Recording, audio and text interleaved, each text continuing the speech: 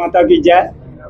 आज जहाँ पर आए हुए सारे मीडिया जो अपने बंधु हैं और जहाँ पर हमारे आए हुए जो गौ रक्षक गौ भक्त जितने भी हैं और संत समाज जो हमारे बीच में है, आज जो प्रेस कॉन्फ्रेंस का विषय है वो 3 नवंबर को जो हमारा गौ रक्षक आंदोलन एक संगठन बनाया, हमने सब ने मिलकर 3 नवंबर को सेक्रेटरीट का घेराव करेंगे।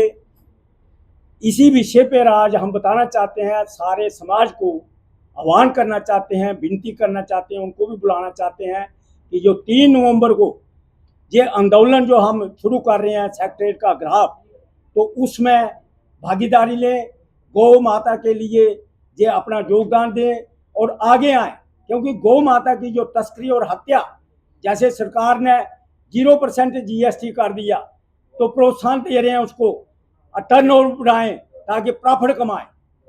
तो ये हमारा जो 1 साल से जो हमारा संघर्ष मूवमेंट कल्की का चल रहा था अम्बफला के अंदर, किसी सरकार ने और जो हमारे चुने हुए नुमाइंदे जहाँ जम्मू प्रोविंस के हैं, चाहे पूरी स्टेट से लगा लो, हमारे जो गौ माता की आवाज इन्होंने असेंबली में नहीं उठाई। तो ये हमें दुख का विषय है कि हमारे प्रधानमंत्री जी और हमारे जो सनातनी लोगों का वोट लेकर हमारी जो मतलब उम्मीद थी कि ये कुछ करेंगे, बहुत देर हो गई हमें लड़ते लड़ते संघर्ष करते। आज जो संघर्ष का जो हमारा टूट चुका है बांध, इसलिए हम अपने सेक्टर मूव करेंगे और उस प्रदर्शन में हमारे साधु समाज जो गौरक्षक हैं, जो गौ भक्त हैं और आम जनमानस जो हिंदू समाज जितना भी है वो गौ माता को पूजता है, इसलिए उनकी आस्था के साथ जो खिलवाड़ ना हो। और सरकार, कम से कम जम्मू कश्मीर की सरकार, हम चाहते हैं कि गौ माता को राज्य माता का दर्जा जहां से दिया जाए, क्योंकि बहुत सी स्टेटों ने तो राज्य माता का दर्जा दिया है, लेकिन जम्मू कश्मीर की सरकार अभी सोई हुई है। उस सरकार को जगाने के लिए 3 नवंबर को हमारा सेक्रेटरीट घेराव है। इसलिए हम आपसे विनती करते हैं, सारे समाज से, सारे संत, सारे महात्मा, जितने भी मंदिर के पुजारी हैं वो सारे आए, आगे आए और इस आंदोलन को गौ माता के इंसाफ दिलाने के लिए, उसकी कानून बनवाने के लिए ये योगदान दे रहे। धन्यवाद। आगे हमारे गुरु राशर जी हैं, ये अपनी बात रखेंगे। गौ माता की जय, गौ माता की जय, भारत माता की जय। पहले तो आप सब लोगों को बहुत बहुत शुभकामनाएं कि आज गोपाष्टमी भी है।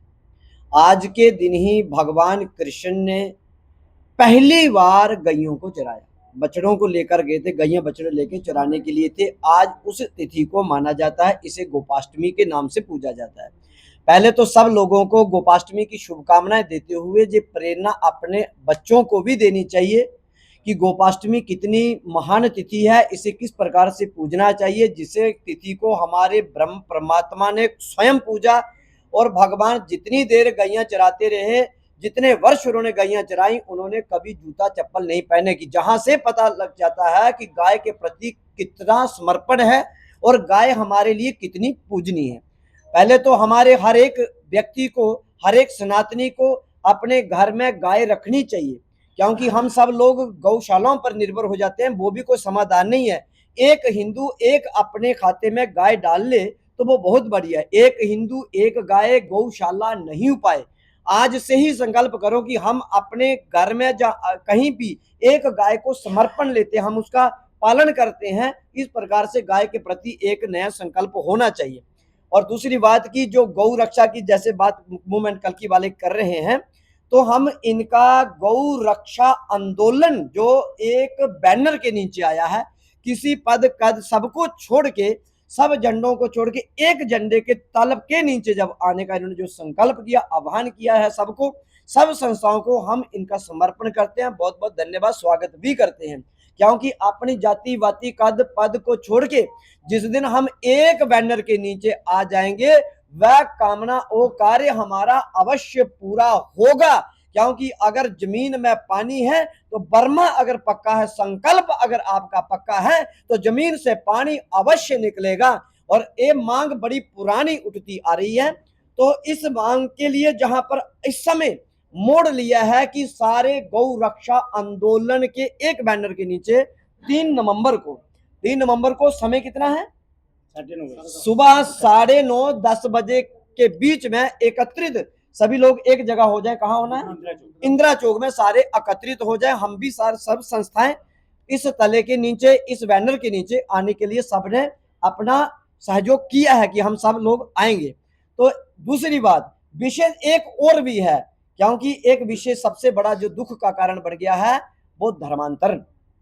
ये भी एक बहुत बड़ा दुख का विषय बन गया है, क्योंकि भगवान कृष्ण गीता में कहते हैं धर्मो रक्षति रक्षिता, जो धर्म की रक्षा नहीं करते, धर्म अंततः उनकी भी रक्षा नहीं करता। हमें अपने धर्म की रक्षा करनी चाहिए। हमारे पूर्वजों ने किस प्रकार से धर्म को संभाल के रखा।